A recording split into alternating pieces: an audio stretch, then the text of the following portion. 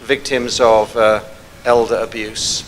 And I'm particularly proud of one of his achievements. He became part of the American Forces Network in Vietnam and served there from 1971 to 1972. And so he's had a very, very distinguished career. Would you please join me in giving a wonderful warm welcome to Mr. Don Dare. Thank you.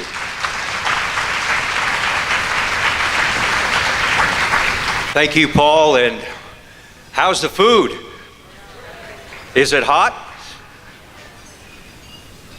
Thank you for being here today and for what you do to protect the elderly. Some of us look at this as just a job, but some of us look at this as what we need to do to protect people. I look at it as it's my obligation to do what I do. It's my ministry, if you will. And you're to be commended for what you do in bringing to light what so many people don't know is happening to them. And let me just give you a few highlights of what we've heard today. Criminals aren't going away. It's open season on older adults, and the silence needs to be broken. And that's what we're here today to do, to learn how to break the silence, how to broadcast to as many people as we can on what you need to understand in order to be protected. For 22 years, I've had the opportunity here in Knoxville to be the on your side reporter.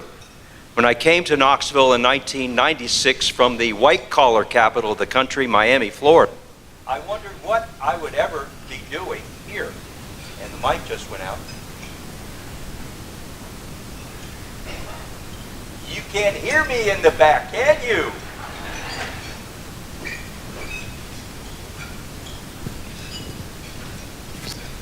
So I wondered,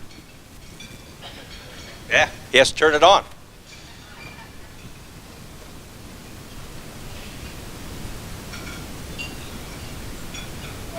I wondered, well, hello, we on? There we are, there we are. In 1996, when I came here, they told me that I was going to be the consumer reporter. And I said, what does that mean? We want you to expose the bad guy. Well, my heart started fluttering because I knew what that meant. That meant that we are vulnerable.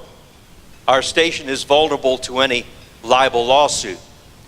And so what I have to do when I do my reporting is I only do stories that have paperwork. I only do stories where my judgment has to come in and my judgment has to be right. And I've written stories that never got on the air because my judgment was wrong, fortunately, before it got on the air. So I deal only in facts. I deal only in first person. And then what's the other side of what I have to do? And that is getting the other side of the story. Whether it's the alleged perpetrator, we call him the bad guy, or it's someone else.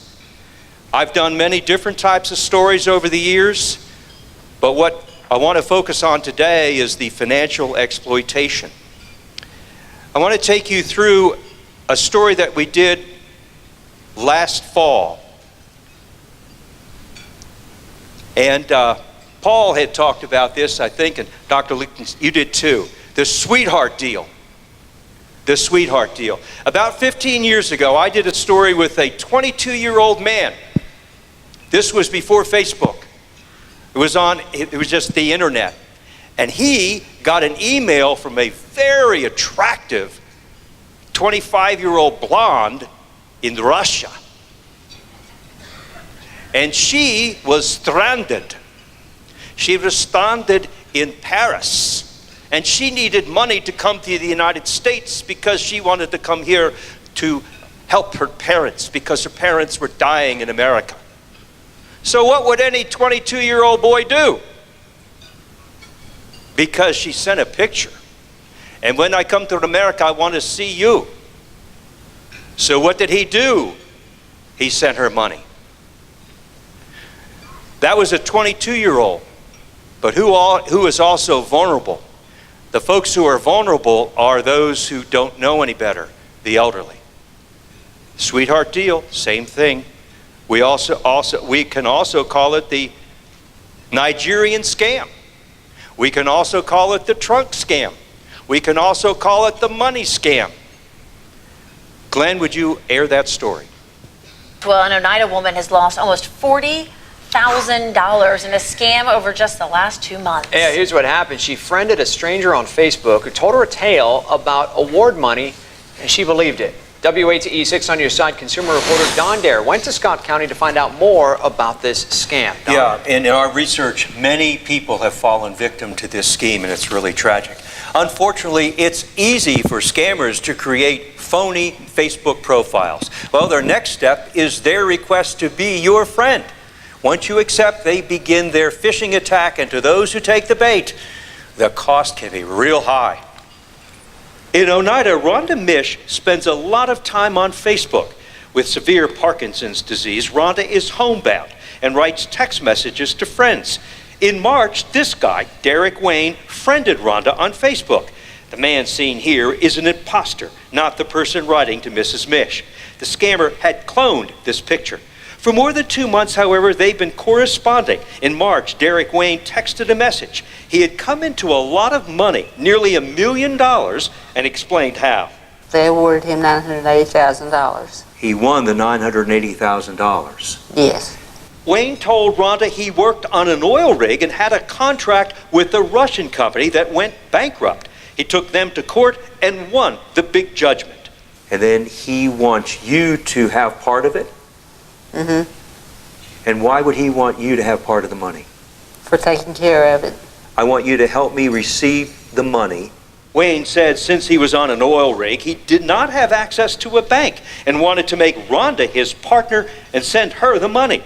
But first, Derek Wayne said he needed Rhonda to pay some important fees, more than $27,000 for one fee, even more money for an anti-money laundering certificate.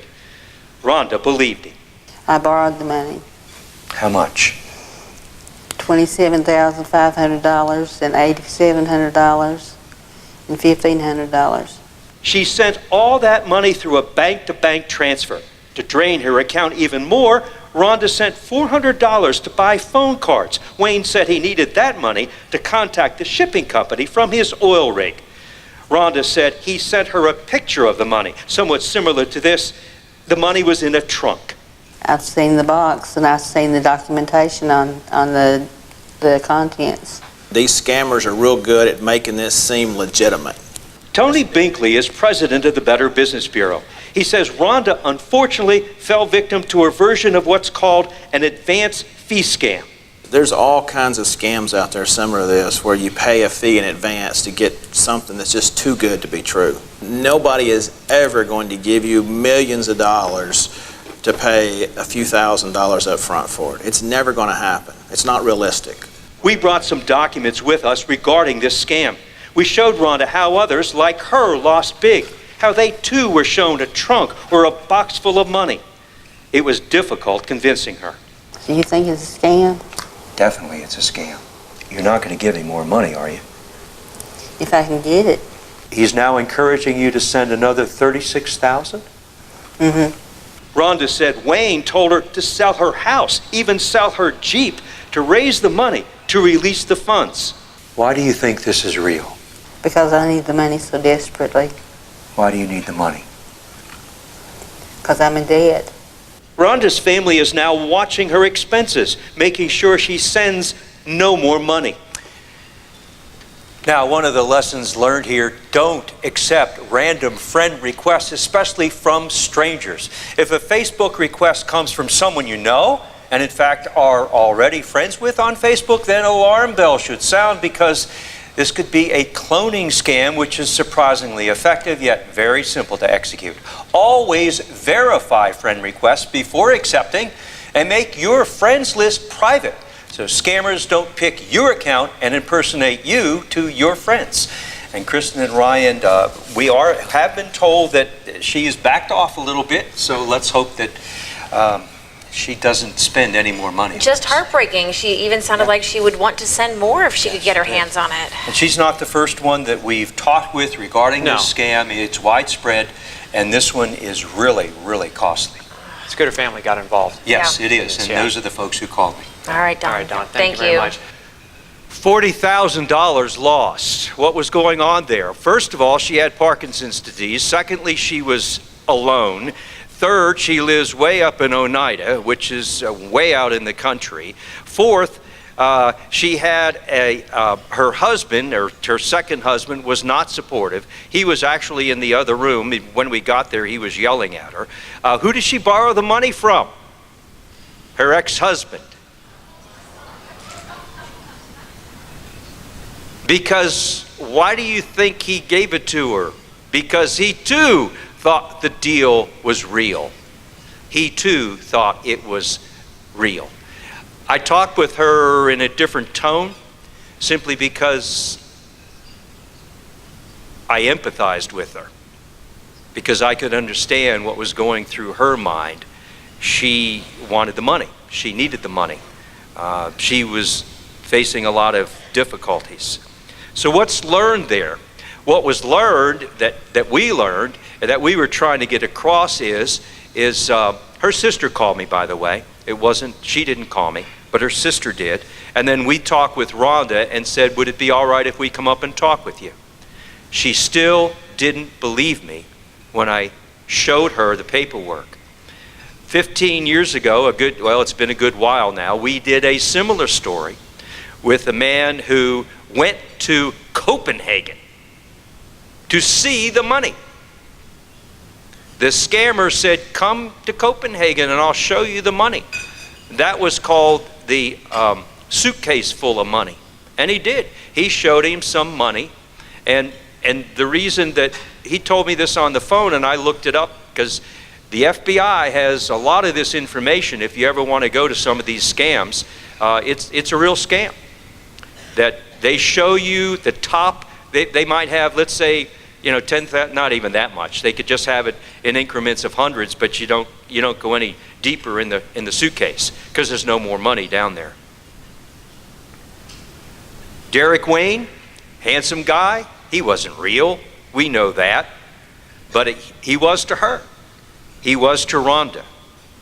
What could have been done to stop this? It was a bank-to-bank transfer. I don't think we can stop them, can we? But what can we stop?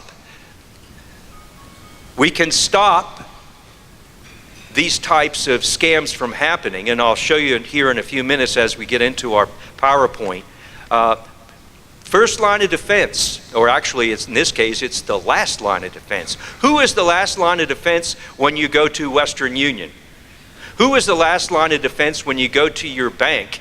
Who is the last line of defense when you go to Walmart or the dollar store and you get out a money back card or a green dot card? Who is the last line of defense? It's that customer service agent. It's that bank teller. It's that credit union teller.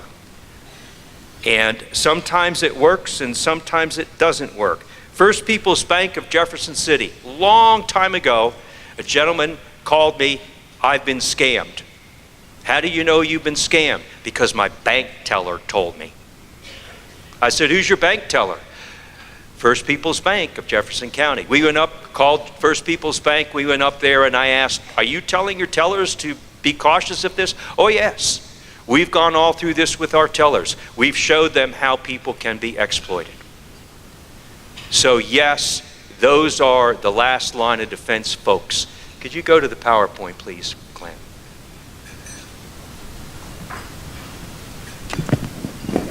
I have to turn here. Grandma, I'm in trouble. Who's heard of it?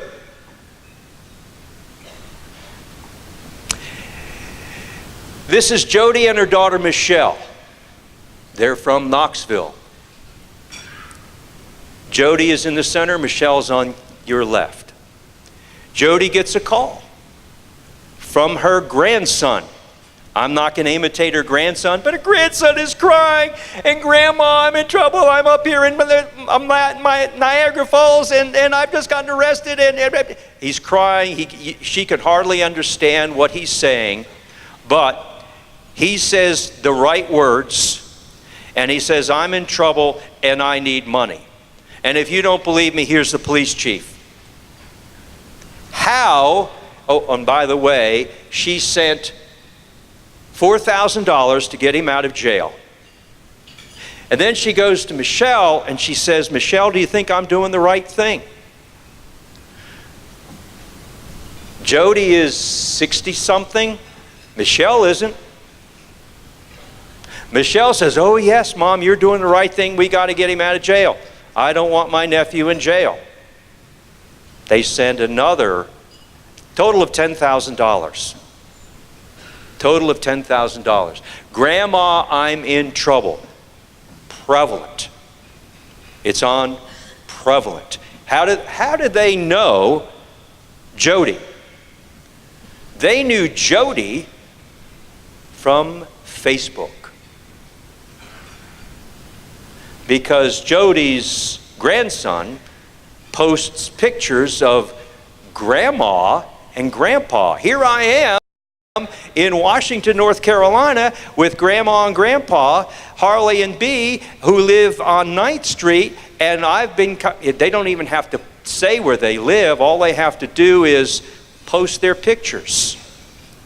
And they know the name of Grandma and Grandpa. And all the bad guy has to do, because he has all day in the world, because this is what they do, they look it up. They go to Washington, North Carolina, and they see Harley and Bee, and they see where they live, and they give them a call and say, your grandson Brent is in jail in Knoxville. Knock on wood, he's not. Anyway, Grandma, I'm in trouble. Prevalent. Very prosperous crime. Next one, please, Glenn. Grandma, I'm in trouble again. This is Donna in Oneida. Same scam. Different scenario. Now it's her granddaughter. Her granddaughter was in trouble in wherever it was. It doesn't matter. It's usually some exotic place. I said Niagara Falls because that's not very exotic to a lot of people, but in the summer it is. And so they're always in jail. They're always in trouble, and they need your help. Next one, please. Okay. This is Michelle. Michelle is a hairdresser. Her son is now in college, and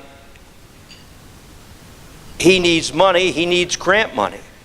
Michelle is a hairdresser. She gets nice tips, but she's not affluent. She's a single mom. So she goes online looking for some assistance through grants. Unfortunately, she gets someone who writes back to her and says, hey, we have a grant for you. Here's how you apply for it. Here's what we want you to do. We want you to put all this information in there, your name, your social security number, your telephone, your driver's license, the whole shooting match. So what's happened right then? Identity theft, there's one. And next, what we want you to do is we want you to go to, you name it, Walmart, Western Union, and wherever it may be, send us $1,500 in fees for you to get this grant. What? Does a grant cost money? Does a grant cost money? Michelle doesn't know that. Michelle sends the money, only to discover that she has been scammed. Who are the scammers? Where are they from? Where are they from, Paul? San Diego? No. Jamaica, yes. What sort of accent did they have is one of the questions that I asked, but I don't ask it anymore. They're either from Jamaica, and generally they are from here, or India. They used to be from Nigeria. That's why it was originally called the Nigerian scam. In 1996 and 1997, the stories that I was doing then, they were faxing them this information. They were calling them on the telephone. The fax was the big thing. Calling them on the telephone. Well, we didn't have, well, they did. You could leave messages then, but they would talk to them directly. What are they doing now? They're not talking to them on the phone as much today. What do? Text message. Text message. But text messages leave a trail. At least it's good for us because we could show the trail. Next one, please. Christmas bonus. Here's Brenda. She goes to Facebook. Brenda's her friend. Brenda says, her friend Carol writes to her, Brenda, I have just received great news. This is around Thanksgiving time. I am eligible for a $5,000. How is that? Well, I went on Facebook, and you know that sometimes you go online and you're looking for whatever it may be. You're going online and you're maybe looking for some money. Well, my friend has just told me that I've won $5,000, and Brenda believes it's true. How do you get this $5,000? So what happens? Well, you write to this guy. And so she sends a Facebook message to this scammer, and then he says, here is how you can pick up the money. It's Christmas time. She wanted extra money, and she thought it was true because it was her friend who gave her the support that the scam, which she wasn't aware of, was true. So what do we have here? Trust. You're trusting someone that it's true. Next one. Same thing here with Patricia. Patricia's in Sunbright. Patricia lives in a low-income area of Sunbright. This guy was local. That's why we went to Sunbright. Because he was local. And he was going to pick up the money from her, the fees to get the money. The fees to get the money. And she exposed him at the time. She didn't give him the money. That's why she called us.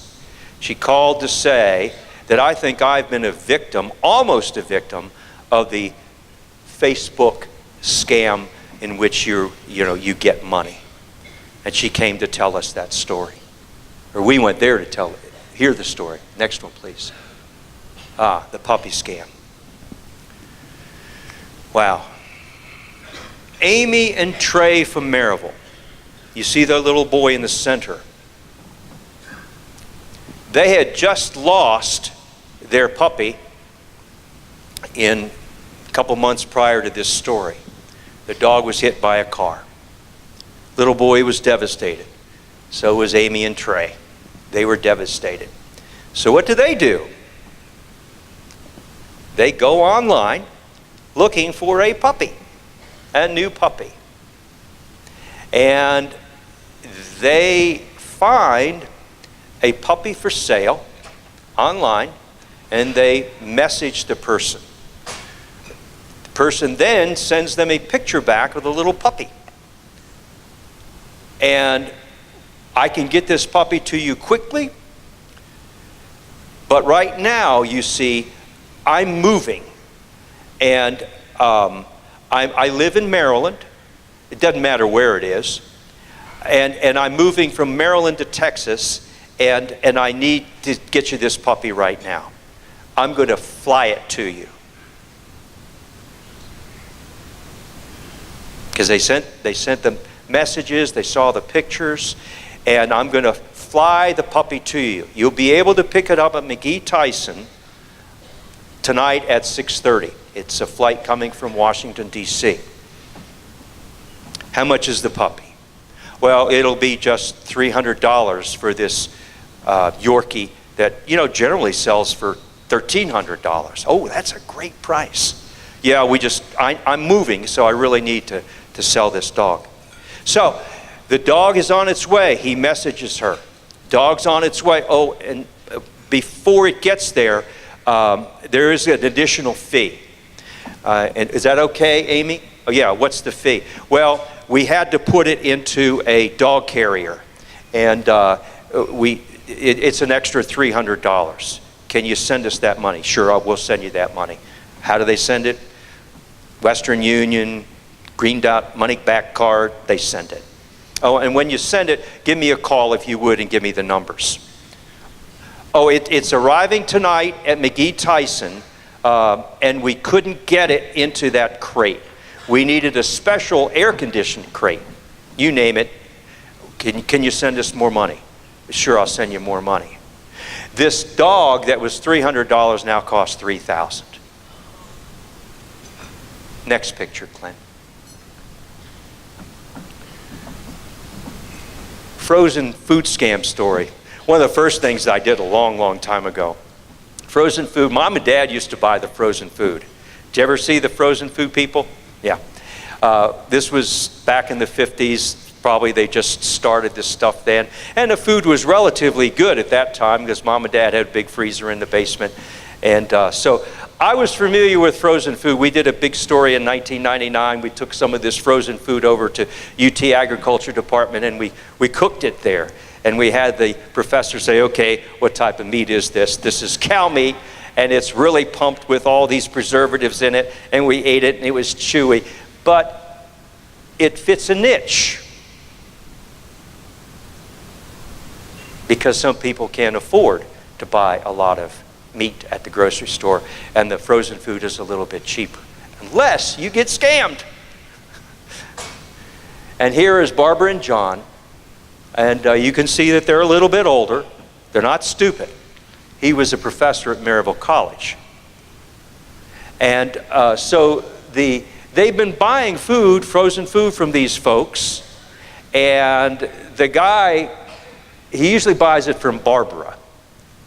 Because who's generally the money keeper in the house? Honey, would you go ahead and pay that bill? Do you have the checkbook? Where do you keep the checkbook? This is me talking. But generally, and here's Barbara, she's the money keeper. She keeps tabs. The salesman comes and John's there. John's there all by himself. And he says, here's the meat, here's the chicken, and I'm dropping off 2 boxes of this and 2 boxes of that and 3 boxes of the other, and it's going to be $600. Okay, fine, good, just put it in the freezer. Barbara comes home and it ain't $600 worth of food. They were shortened, like about $300 short. And this is a kind of an old scam that goes on and on of the frozen food folks not delivering what they promise. And who generally are vulnerable? Are the older people vulnerable in this? Not necessarily. Lots of people of all ages are vulnerable. Next slide. So, what do we need? And this is generally what I do in my stories. Red flags. And the red flags are, don't respond to an email, Facebook, or other electronic message you don't recognize. But how many of them do? They don't know who you are. Oh man, I had to respond to them because they know exactly where I live. And they're going to come and get me. They just told me that I was delinquent on my taxes, and that Sheriff Roush is Police Chief Roush is right out there. All of his deputies are out there, and they're going to arrest me right now if I don't pay this fee because I'm delinquent on my IRS taxes. And they know where I live. They don't. My son was a telemarketer when he was at UT. And I said, what? You're going to be a what? I'm going to be a telemarketer. I'm going to make a lot of money. It lasted 2 days. They never give personal information to someone you don't know. This is, of course, this is so obvious. But over and over and over and over again, they tell me, well, they wanted my Social Security number and I gave it to them because they needed it. Why would the bank need your Social Security number? Why would the whatever it is, when they claim they're from your federal credit union, why would they need the numbers that you use? If they tell you to buy gift cards and prepaid credit cards, it's a scam. Some of the folks now are asking, especially the vulnerable people when they come in, they're asking them, oh, and sometimes they'll be bragging when they come in. Oh, you know, I just won $30,000, or I've just got a grant for $10,000, and I'm not going to get this money soon. And so they're trained to be attuned to that. Some of them are. The legislation that I'd love to see is that all of them are. That we allow the bank tellers, if you will, the last line of defense, to be able to ask it a couple questions. I don't know if that will ever happen, but would it happen? I don't know. We'll see. It would be nice. Who are vulnerable? The folks who are vulnerable are the sick. We know this. People who are vulnerable are the poor. They're the elderly, obviously. And they don't know better because they see the big dollar signs. They see big dollar signs and it's free money, they think. I could go on and on. Fortunately, we have some tougher rules.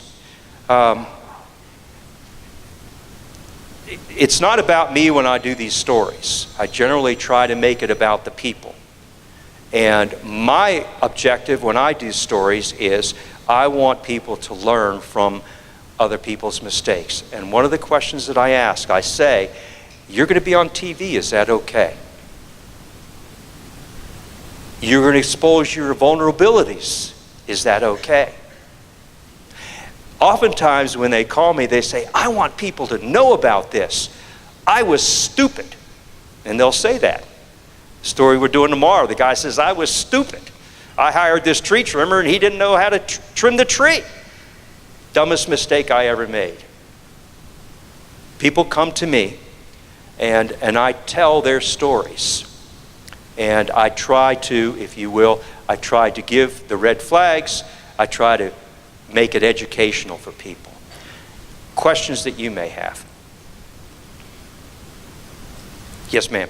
What criteria must that marketing cover story? Right. To cover a story, what do we need? And if you notice, no one in town, no one in Knoxville does this. They asked me to do it in 1996. I had lived in Miami and I had seen it done there.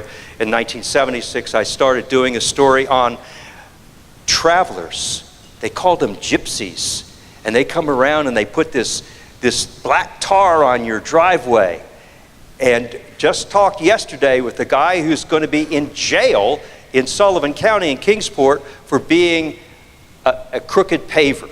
So this story goes back for me many, many years. The criteria that I use is, do you have paperwork? What's the evidence? I can't do a story without evidence. I don't do a story without evidence. Who is the alleged perpetrator, the bad guy? What's he going to say about what happened? Sometimes we do stories on contractors. So I asked the couple that's been scammed, what is the contractor going to tell me? So I want to know the other side of the story. The other side is I have to try to get the other person. I always try to talk to the other person, whether it's on phone or in person. I don't like to go up to people and get in their face. I will chase people if I have to, and I have, but I like to go up to them. Sometimes stories take a while. We did an investigative financial exploitation story in 2014. Got a call from a man in Seymour. My wife and I have just lost $150,000 through an investment. We go to his house. He shows me all this paperwork. I mean, we were there for 2 hours. And I didn't understand it all, but I understand a little. Do you know of any other people? Yes, I do. My good friend Jimmy Vineyard. And Jimmy lives over in Maryville. So we go to Jimmy. Jimmy is mad. He just lost $400,000 to this guy. Who is the man? Oh, he's a preacher at Kings Branch Church, right down the road here. We trusted him. And we know another couple. We go and interview the third couple. Show us all of your paperwork. I can't do this story without your paperwork. I call a financial expert in town. I sent him all this information. I said, is this a scam? Yep. Is this a Ponzi scheme? He didn't want to say yes because he knew that then I would be saying Ponzi scheme, but I have to be careful because I can't say Ponzi scheme because it's an alleged Ponzi scheme. I let the people tell the story. We did 3 stories in 2014. The state had just begun their investigation. The Postal Service, as well as the state financial folks, the people who, she was wonderful. It's taken 2 years, 4 years. He's just been sent to 5 years and 3 months in federal prison in Kentucky. So, but it wasn't a story it wasn't because I did the story. The investigation was already underway.